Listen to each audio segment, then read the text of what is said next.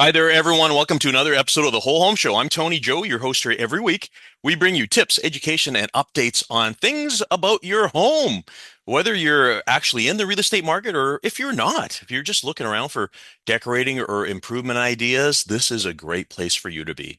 Our show comes to you every week with the support of our show partners, Denise Webster, mortgage broker with Dominion Lending Center's Modern Mortgage Group, JP Sellez, insurance advisor at Westland Insurance. The Sitka Law Group for your real estate, wills and estates, corporate and personal injury needs, and Silhouette Building Inspections with Pierre Beauvais. If you need help or direction in your real estate transaction, give any of the Whole Home Show team members a call. They would love to hear from you. You can find their contact information and mine by visiting cfax1070.com. Look under shows. There you'll find us, the Whole Home Show with me, Tony Joe. All of our contact information is there. Or you can always just reach out to me because I love hearing from our loyal CFAX listeners every week. Of course, it's been my pleasure being your host here for the last, oh my goodness, getting to 7 years here on the weekends at CFAX. Of course, this is not my day job. My day job is helping people with their real estate needs, either buying or selling, investment, first-time buyers, downsizing. You've heard me over the years. You know I take care of all of these things. Happy to take care of things for you as well too. If you're looking to have a conversation about a move in your near future, feel free to reach out to me. I would love to hear from you. Again, you can find the contact information on the CFAX 1070 website or just reach out to me. We are, of course, entering here the spooky, scary season. Here we are. Halloween is just around the corner. And those of you who've been following us over the years know that one of my favorite guests to have here this time of year is none other than John Adams. He's our guest today. He, of course, is a local historian. He has written a number of books, and he's the fella that gives ghostly walks, ghostly tours. If you haven't done so already this year, get on it. It's a busy season, of course. I did one with him just last week, and I have to say, they are always lots of fun. So many stories, learning about, some of the history of Victoria, including some of the scary, gruesome history that has occurred here as well, too. So he's going to be with us after the break here talking all about ghostly walks. And by the way, that's not his only job. He runs something called Discover the Past. So he does a lot of tours throughout the year, not just the scary ones, also the historic ones around Victoria as well, too. John Adams is great. We always, of course, start our day off by talking about what's happening out there. Here we are. I'm recording today on Wednesday, so a couple of days before you hear this. And just an hour ago, it was announced by the Bank of Canada that the interest rate has been reduced by 50 basis points, zero point 0.5. It's so funny. I've been reading, of course, conversation threads out there in social media, especially in my industry, the real estate industry.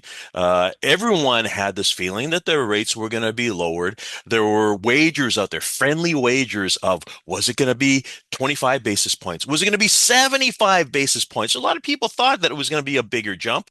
However, 50 basis points is a pretty big deal. It's the largest drop that we've had in a long time. And again, folks, we are nowhere near going back to the record low interest rates that we saw before. Uh, the general belief is we're not going to get there ever again. But it's a signal of a whole bunch of things. Inflation rate has been, the basically things are going well. So the government, the Bank of Canada has decided that it's time to sort of rein things back a little bit. Now, what does this mean for you? What does this mean for us in the real estate realm? The overall thought is it's going to start being busy because even though we've had a couple of reductions in the 25 basis point area recently, it hasn't really spurned on the activity. So there hasn't been a whole bunch of stuff happening. Market's far from bad, by the way, folks. I mean, our numbers look pretty good in the grand scheme of things. They certainly haven't dipped. But the general feeling is this one here, this is the big one. This may be the one that causes a lot of people to jump off the fence. And it's not just the Bank of Canada rate announcement. Don't forget, this is not interest rate. This is not mortgage interest rates. That takes a little bit. There's a little lag that happens after the Bank of Canada announces changes in overnight lending rates. There's been a couple of other things as well too. So CMHC, the Canadian Housing and Mortgage Corporation, they are making changes on insured mortgages. So you could only buy with less than 20% down up to $1 million until I think it's December 15th. It's coming up soon. You'll be able to buy up to $1.5 million. So that opens up the window for a lot of people. Plus, for first-time home buyers, they are going to allow a 30-year amortization as opposed to a 25. We're going to have Denise Webster back here at the station because, of course, she is a fantastic person to talk about with all these things. I just had a meeting with her actually just before I'm recording this here right now. These changes, all of these changes will have an effect because a number of first-time buyers or people who have been sitting on the fence just waiting for changes to happen, this is the thing that may prompt them to get going. We have seen an increase in inventory, so more people are going to market. I feel that with this news here, we're going to see even more. Because of course, sellers start thinking about, hey, maybe it's a good time to sell because all these buyers are entering the market. Inventory levels are nice right now because, as I've been reporting, our inventory is up. They were so low when the market was crazy. Again, we're not there right now. So, we're not seeing as many instances of multiple offers and bidding wars. We still see them. They still exist. There are properties that are really well priced and, really, really fantastic opportunities for people. So we're seeing bidding wars is not quite as fast and furious as they were before, but they do exist. And the other conversation I've been having with a lot of people recently, even yesterday, for some reason, I ended up sitting around with a number of kind of newish Victorians from Ontario, specifically Guelph and Smiths Falls, talking about how they chose to come here. People choose to come here to Victoria. The demand remains. That has never changed. In fact, for the month of October, we exceeded our number of sales transactionally halfway through the month from last October. So numbers are up, folks. There's a lot of stuff going on, and that's what's happening out there right now. If you're thinking of making a move or, you don't know what your next step is, reach out to your real estate professional. Reach out to the person that you talk to. Or if you need someone, you haven't talked to anyone else, just feel free to reach out to me. And anyone who's reached out knows that I respond. I will chat with you. Happy to talk. And I most definitely can be of assistance if, in fact, you would like me to do so. So that's what's going on. It's going to be very interesting. The last thing I do want to say is I was having a chat yesterday with a colleague of mine who owns a very large brokerage in the Lower Mainland in Langley and Abbotsford. He has been around for a very long time. He is staffing up right now. So he's adding extra support staff because he's banking on the fact that there's going to be a much heavier workload for the rest of the year and into next year as well too. So these are the indicators that really kind of get us thinking and maybe considering the fact that maybe things are happening out there. The naysayers, of course, they're always out there. There's people. Where are those people that have said that prices are going to drop 40%, 50%, and all that? It never happens. I love it when people tell me that because there's no proof. Victoria, even though we're down now in average price, now when we look at the average price last month in September, it shows that we were down 8% from last year. That is true. Right. However, we have been sort of consistently around that 1.23 kind of range for the past seemingly 8 or 10 months.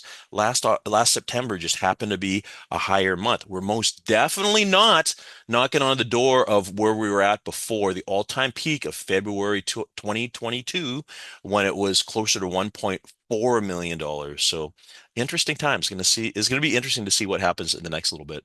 Anyways, I'm looking forward to having a chat with John Adams here coming up. He is just an amazing person to have around here. Need to take a break here, folks. We'll be back in just a moment. Thanks for coming back. You're listening to the Whole Home Show, and I'm Tony Joe. The spooky season is among us. Here we are, of course, the end of October. And this is always where we start seeing decorations around people's homes. There's some real fun ones out there right now. The level of creativity that people have access to nowadays, as far as Halloween decorations, is amazing. You know, it's no longer just left to the Christmas season. People really get into their Halloween. Sometimes makes me wonder, where do you store all these things, especially these big, huge skeletons and things that we see sitting out there nowadays? But of course, because we're here at this time of year, we always like having our guest today pop by and give us a little update, as it were. Maybe talking a little bit about history, but more specifically, talking about some spooky stuff. Because have you done a ghostly walk yet here in Victoria? Did you know about this? If you didn't, well, this is a person you're going to need to speak with. Our guest today, of course, is the one and only John Adams. John is with Discover the Past, but also Ghostly Walks. John, great having you back again this year. Tony, it's always great to be here. You're always so enthusiastic, and we always have lots of stories to share. Oh my goodness. Well, I want to set the stage here for our listeners because I want to let them know. So we do this thing pretty well annually now, where we invite our friends, clients, supporters to come and do a, ghostly walk. We set it up, and we just did this the other night, John, last week, and I have to tell you, it is ne like I love it. I always love it because no two tours are the same. And the stories, I don't even know where to begin. Okay, let's just start by telling our listeners. First of all, let's start with Discover Their Past. Let's start with that business. Tell us about it. Well, I was doing history tours. I had a day job working in heritage and museums for years. And I was doing walking tours as a fundraiser when the Historical Society or the Old Cemetery Society wanted a tour. So I volunteered, and they were fun, and people seemed to enjoy them. So when I was going to retire, although those many years ago, my wife said, "What are you going to do?" And obviously, she didn't want me underfoot. And so she said, "Why don't you start a walking tour company? People seem to enjoy them." So I thought, well, that's not a bad idea. But over the years, we had discovered that the ghost tours that we had done were always far more popular than history tours. And I Oh, love the history, but I like the ghosts as well. yeah. And so I thought, well, if I'm going to start in, just to see if it works, I will do ghost tours. And we thought of a name, Ghostly Walks, just to make it a little different. And we started in the year 2000, 25 years ago, and Wow. we thought it would just see how it goes. Well, it was done very, very well. I was still working my day job. This was kind of moonlighting, but within a couple of years, I was able to retire, and I started doing ghostly walks and other history tours full time, and it just took off. My wife was helping in the office. My daughter was helping with the tours. She moved to Vancouver. My son had been traveling. He came back, and since 2009, he's been helping pretty well full time. And we now have hired lots of other guides. What turned out to be just a little kind of part-time retirement project has turned out into a big business. And Yes. we started off by doing ghostly walks just in the summer, thinking it would be tourists. But in fact, people kept saying, "Oh, tell us more." So at Halloween, we started doing some ghost tours, and that worked out for a couple of years. And then we would get phone calls. "Well, why don't you tell us a ghost story now?" So we're now doing them year round. Yes. And from May 1st to October 31st, we do several a night. And then through the winter, November, December, and right up until the end of March, April, we do 4 tours a week. Uh-huh. We don't do tours on Mondays, Tuesdays, and Wednesdays, but we've got history tours and ghostly walks all those times. And quite often in the middle of the winter on a rainy night, people still come. Yeah. And yeah, everybody loves a ghost story. They do. Well, listen, one other thing before we continue with our ghost stories and our seasonal conversation here, I also do want to let the listeners know you are also very heavily involved in the Chinatown Museum. I am. I've been a board member, a director of that since they started in the year 2000, 2020. And so we now operate the Victoria Chinatown Museum in Fantan Alley. It's open through the year, and no ghosts, no ghosts. Well, there might be a few in that building, but the displays are all about the history of Chinatown and the Chinese Canadians here in Victoria. And Tony, some of your family are on the wall, and Yep. lots of others as well. It's a great spot. People seem to love to come and find out a little bit more. There are changing exhibits from time to time. Yeah. Yeah, it's and we this past couple of months we hit 100,000 attendees Yes. since we opened in Yeah. 20. Well, we didn't Just shy actually. of 3 years ago. Just shy I of know, 3 years ago. just almost 3 years ago. Yeah, Yeah. yeah, it's Yeah. it's fantastic. Well, it's important that I mentioned that. First of all, I mean, you are a curator of the museum. The other thing, though, too, is when it comes to somebody who has researched a lot of Victoria's history, my goodness, have you ever? Because you also wrote that book about Chinatown's history, and I have mentioned this on this program before. You know, for years, because we've known each other for years, but for years you were saying, "Oh, I'm working on a book," and I thought that you were working on like a little paperback. I had no idea that you created this bond. You said, what is it? How many pages? 500 pages. 500 pages, and it is an amazing resource, folks. My goodness, history of the Chinese in Victoria. You have colorized all of these photos that you have found in the archives, right, John? Archives and private collections as well. Like that photo of my dad, Yeah, right? sure. Yeah. So when it comes to history, you are definitely a person here in Victoria that knows so much. It must be very interesting for you as a historian just to be in a town like this that has a lot of history. Well, it is. That's I was always interested in history and began picking it up when I was a kid. And there are many cities, in many places that have a history that goes a written history that goes back hundreds and hundreds of years. Ours doesn't. It only goes back to the 1840s. There's a lot, but there are many, many layers of history, and of course, we always like to tell people when we're doing our history tours or our ghostly walks that we're not just talking about the recent past. There were people living here for thousands and thousands of years. And their stories are being told as well, of course.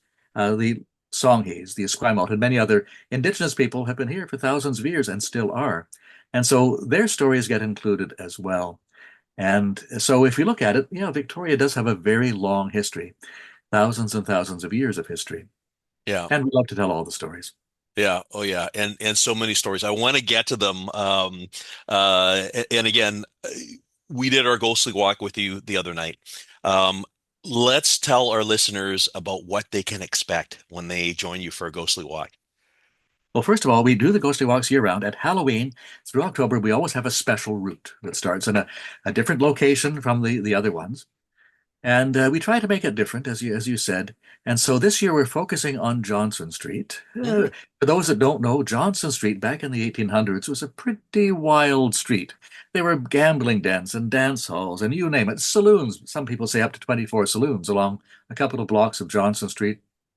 It was wide open 24 hours a day. And you can imagine the shenanigans that went on that place. And one of the stories we tell is about the Pony Saloon. Now, most people these days would never have heard of the place. Back in 1860, and it was of the places on Johnson Street, it was probably the worst of all. A really wild place, run by a man described as a terrible gambler and his red-headed girlfriend. Anyway, it seems that one night a man walked into the bar.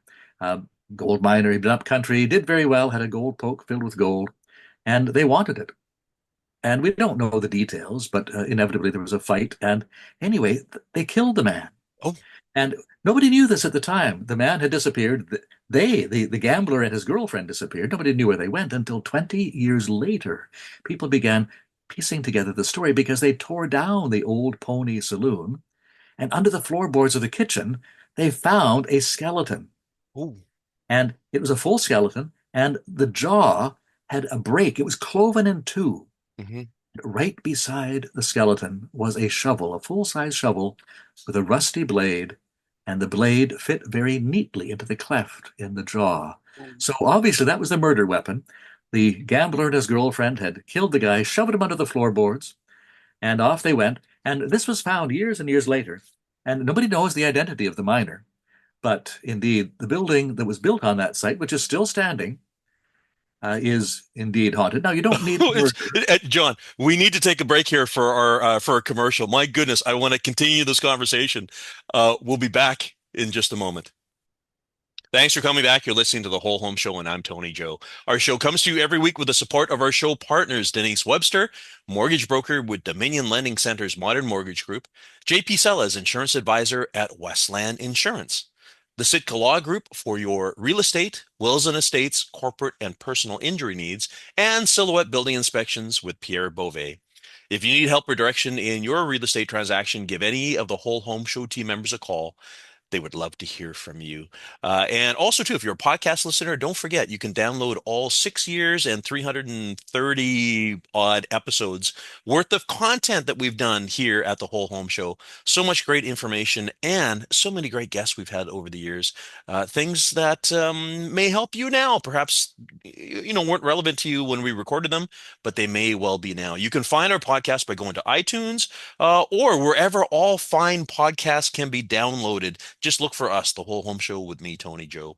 We are having a conversation, this being the spooky season, talking with John Adams. He, of course, is the principal of Discover the Past, but we're also talking ghostly walks. And I had to cut him off just before the break, but I want to continue with the conversation.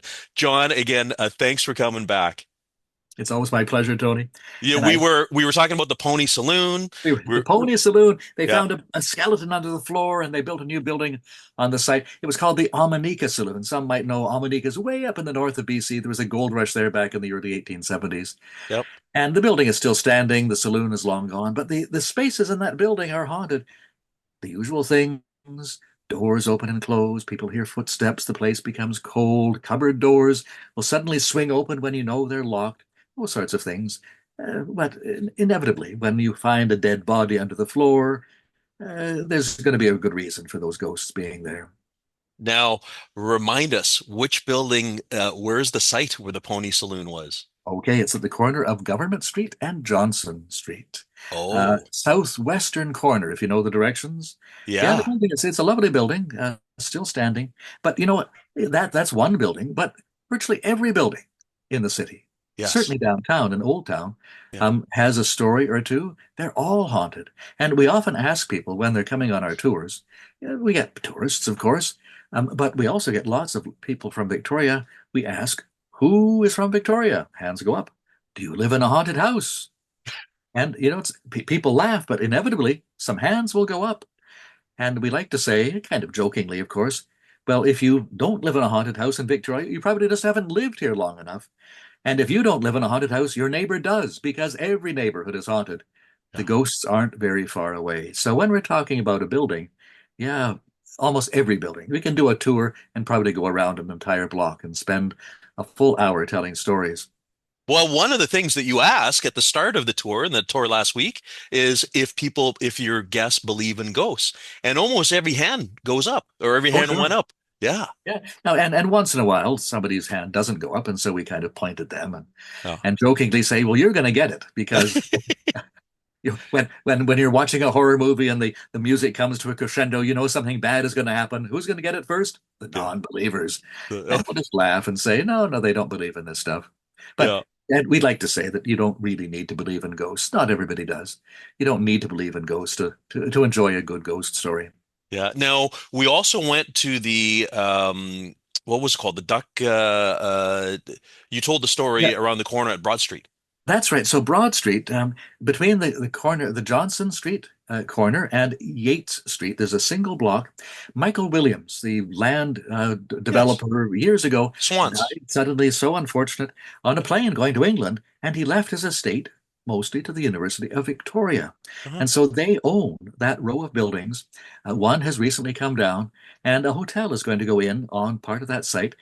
Ducks Building, built in the early 1890s. And it's kind of an unusual name, Ducks Building, but the owner was a man who was a carriage builder. And his first name was also slightly unusual. Simeon was his first name. Yeah. Duck was his last name. Simeon Duck, you can imagine. But he was a minister of finance in the 1890s. Oh, And he built that building. And he had inside a psychomantium. He was really, really big into spiritualism, the idea that you can make contact with the spirits of the dead. And it said that he had a psychomantium, which is a very tiny room, almost like a closet, dark, no windows, mirrors all around the walls. It sounds kind of kinky in a way, but he had a table in the middle with a candle and a nice, comfortable chair, and that's where he went to meditate and to try to make contact with the spirits. This was his way of doing it. And of course, because it was completely quiet and cut off from the real world, the spirits would come. Now, we have no idea what they said to him. As Minister of Finance, perhaps he was asking some pretty astute questions. But kind of like Mackenzie King, Hmm. who contacted his mother's spirit during seances when he was Prime Minister of Canada back in the 1930s and 40s. Interesting. But yeah, so Duck's building, the Psychobantium disappeared years ago. The building was used for many other things, but there was at least one murder in the building. A woman by the name of Marvel Kahn, who ran a high-class establishment there, was pushed down the stairs by another woman. And well, the ghost of Marvel Kahn is in that building. We don't hear it now because the building has been gutted, but Right, so people right did now hear it's it. just the facade. So they have saved the front of the building. Actually, folks, if you go there right now, it's under construction and there's a frame that holds up the facade. And you can see in the front there, there's the sign at the top that says Duck's Building, right? It is. It's still there. It's still there. It's not going to go away. Yeah. They're going to keep that because the facade is going to be retained. Yes. But in the old days, people heard a scream coming down the stairs. They heard a thumping sound. People were kind of terrified on the long stairway that led upstairs. They were just encountering the ghost of Marvel Kahn as she was being pushed down the stairs. Now, ghosts, I don't know if you knew this, but ghosts will come back. A building can be gutted, a building can be torn down, but if there are ghosts there, they're likely to come back.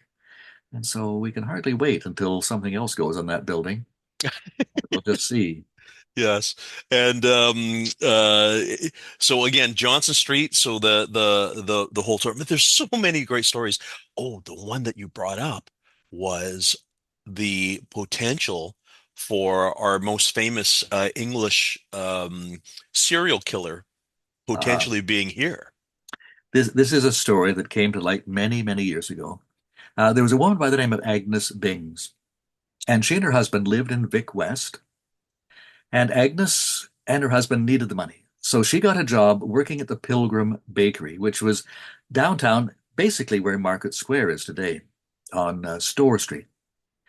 And she often had to work late, and one night she didn't come home when she was supposed to, so Mr. Bings called the police. And it was too dark to do anything that night, but the next morning at first light, uh, this was back at the end of September 1899, they began looking for her. They heard that she had been seen crossing the old bridge where the Johnson Street Bridge is today, and they found her. It was a horrible sight. Mhm. And this was during the Klondike Gold Rush. And now people often say that Victoria is a rough place, but in the early days it was rougher.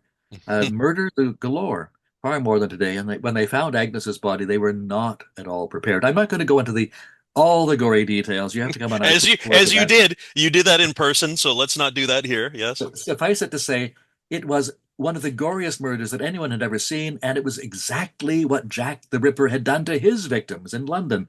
And when the word got out, people began to panic because Jack the Ripper was never caught. They believed he was here, and who knows, he might have been. But it was the only murder like that ever in Victoria.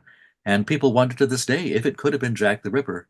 But what we do know is that the ghost of Agnes Bings is still with us in the place where she worked in a modest way, but on the other side of the bridge along that beautiful walkway called West Song Way. Hmm.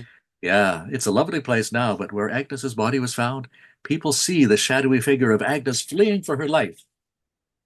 And they also will feel something, a sense that something horrible must have happened to this person. They don't know who it is, but it stays with them. It never leaves them.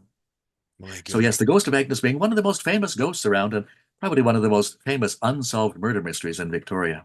My goodness. Listen, John, we need to take our last break of the day, but before we do, if people need to reach you, what's the best way for them to do that?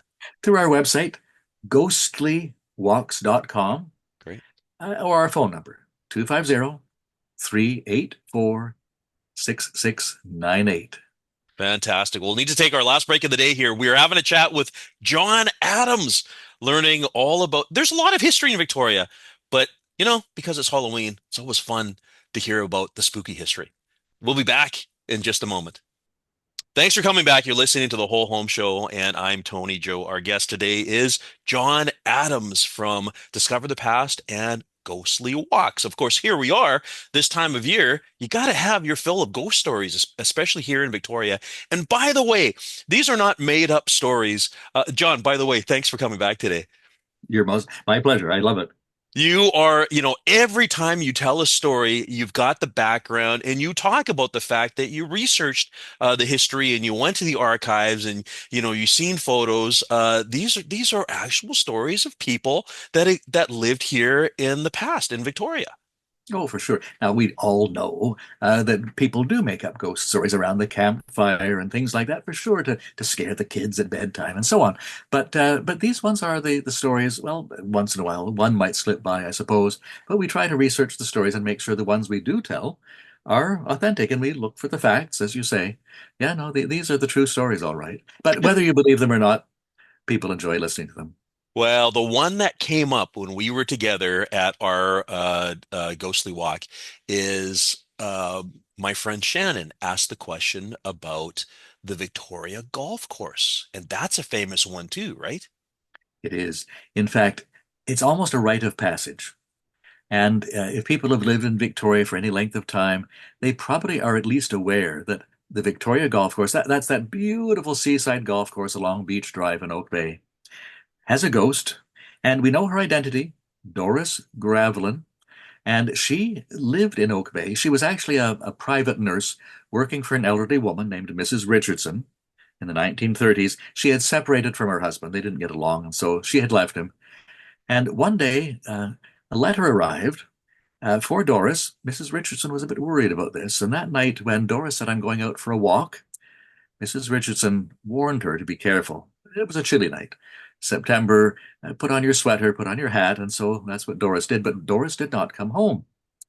And Mrs. Richardson contacted the Oak Bay police and advised them to go to Victor's house. He was living with his parents at the time on Oak Bay Avenue at the corner of Amphion.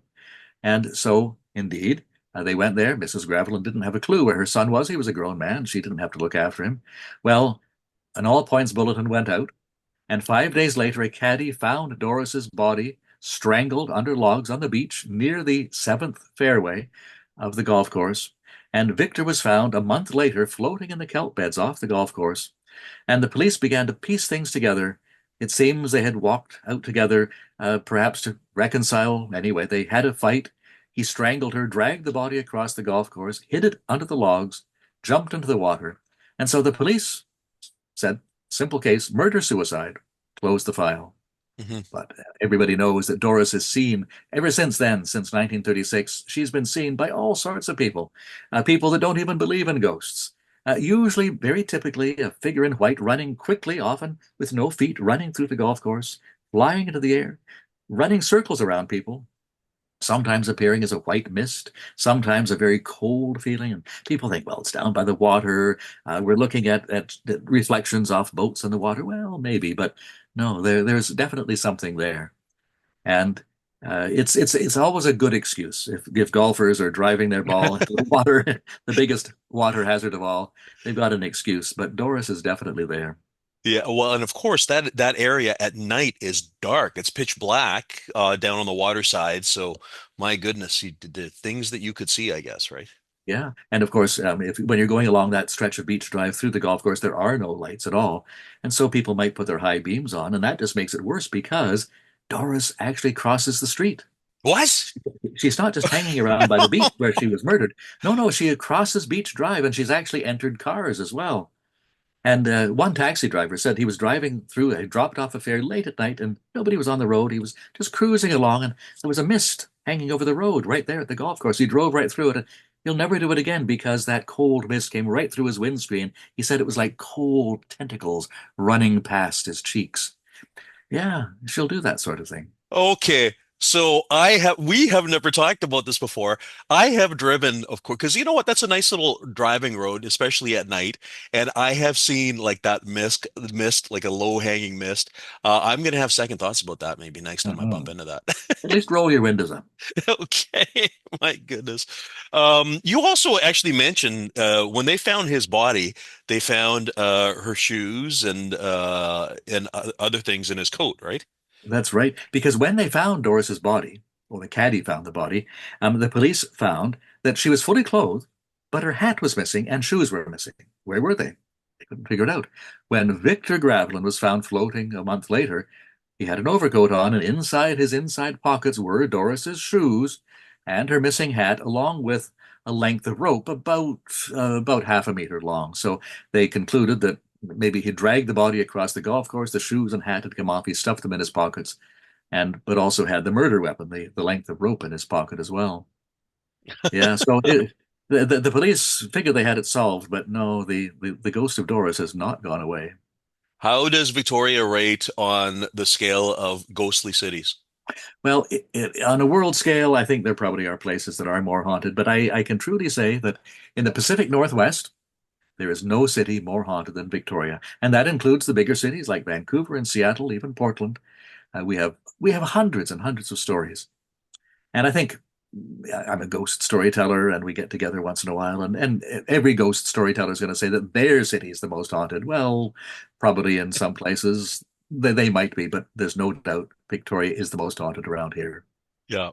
I guess that's the question I have for you, our listeners. Are you a are you a believer? Have you seen ghosts? Is this something that you have bumped into before? You know, from a real estate standpoint, this is something that does pop up every once in a while because people do ask, is a house haunted? We have this thing called stigmatized properties. Is it a stigma? Is it something that is has an economic impact on a house? Or even John, we have heard of stories, and I've spoken with you about this, where people actually buy properties because of the fact that they're haunted. There's an interest there, right? Oh, for sure. Yeah, some people don't mind, and they want just they just want the excitement and an interesting story to tell. But of course, there are people that really don't like that, and some ghosts can be nasty. I talked to a couple not long ago, and it was a house kind of in the Maplewood area, and it was a nice looking house. They went in, they began looking around, and they kind of split up. And the husband went into the back room, and he saw this figure. It was a ghost, and it freaked him out. And so he left that. And his wife was looking around the house. They met together, and they both thought the house was wonderful, except they had both had this weird experience in the same place. And they said, "There's no way we're going to buy this place." It turned out that somebody had been murdered in that place many, many years before. And so, whether it's a murder or everybody's going to die at some point, but yeah, some people, it does bother some people. And so, if you are bothered by that, then check it out. You, If if you, you're not, buy the house. you had mentioned earlier about the fact that we are a relatively new city, a new town, new country. You know, when it relates to, for instance, you know, in Europe, all of these ancient cities. I always tell the story. It's kind of funny because, you know, in real estate, again, we have obligations to disclose, and often the question comes up. You know, questions come up. Did somebody die in the house? There are cultures, there are people who will not buy even the perfect house if there was a death, peaceful or otherwise, right? And I had a class many years ago I was teaching, and we were talking about this. And the fella in the front row, this is an older English fella, he started laughing. And I said, "What are you laughing at?" And he goes, "You guys, Canada is a young country. Back in England, there is not a single house where somebody hasn't died or been murdered or killed or whatever." And you know, the whole room erupted in laughter there because yeah, I guess it's just in the numbers, right? Well, if you visit places like England, then and you travel around and you'll go to stately homes and castles, yes, there's always a ghost story. You can count on that. In Yeah. fact, they love to tell those stories. They don't worry about telling those stories. In fact, Yeah. they often promote them. And at Halloween, there are many places in England that promote the fact that they are haunted and want people to come to visit. Yeah. Here, Oh here my. in Canada, we're maybe a little bit more leery about doing that, but I think in Victoria, people are okay with it. Yeah. Yeah. Much more Oh, open about talking about such things. now we have mentioned it before, and I think I'd like to bring it up again. Your own home, you encounter this, right? Indeed. The house was built in 1909, and it's in James Bay, for those that might be interested. Lots of old houses in James Bay. And I knew the elderly woman who had lived here for years, and we always asked if she needed some extra help and so on. We lived in the neighborhood, and she said, "Oh, don't worry about me. I'm not alone. They're all here." Well, she lived by herself. And so it turns out that when we bought the place eventually from her estate, we found out they were all here. Her mother and father had died in the house. A brother and sister, I think, had, if not died in the house. Anyway, they were all here. And I would walk in, and we had a lot of cleaning up to do. And I would walk in the door. Hi, it's John. I'm a friend of Muriel's. And I felt a bit self-conscious doing it. But in the end, ghosts don't like change, really. They want everything to be the same. And it had been in the same family from 1909 to 1996. For Pete's sakes, yeah, they're going to be wondering who this new character is. So I just had to introduce myself. They've certainly died down now, but there are a few ghosts, including the ghost of a gentleman by the name of Lum. They had a Chinese servant who didn't live in the house, but as one family member said, he would polish the house, and then he'd go out in the garden and polish the garden. And my wife and I are pretty sure that he's still here. But a friendly ghost. He actually finds things for us. Yes. Well, and this is what we'll end on as we wrap up our program today. Ghosts aren't all scary. There are friendly ghosts as well too, right? And just like Casper, but but there are some ghosts that are pretty nasty. So, but hopefully, if you have one in your house, it's going to be the friendly one. I've got a couple of friendly ghosts here. Friendly ghosts. Again, John, if people need to reach you, what's the best way? Okay, ghostlywalks.com with the Y in the middle, and 250-384-6698. However you want to get in touch with us, and on Facebook as well. And so on, we'll be glad to hear from you. And probably if you forget all that, just type in Ghost Tours Victoria, and you'll probably find us right away. You most definitely will. And I want to say again, as we open up, John, and it is true. And this is me as a person on your tours. I love it. It's never the same. There's different stories, you know. So, folks, if you've been on one of John's ghostly walks, do yourself a favor and go again, because you're going to learn yet more stuff here about our town, Victoria. Thanks for joining us, John. My pleasure. And we'll do it again next year, I hope. Absolutely. And for the rest of you, happy Halloween. And we will see you this time next week. Bye now.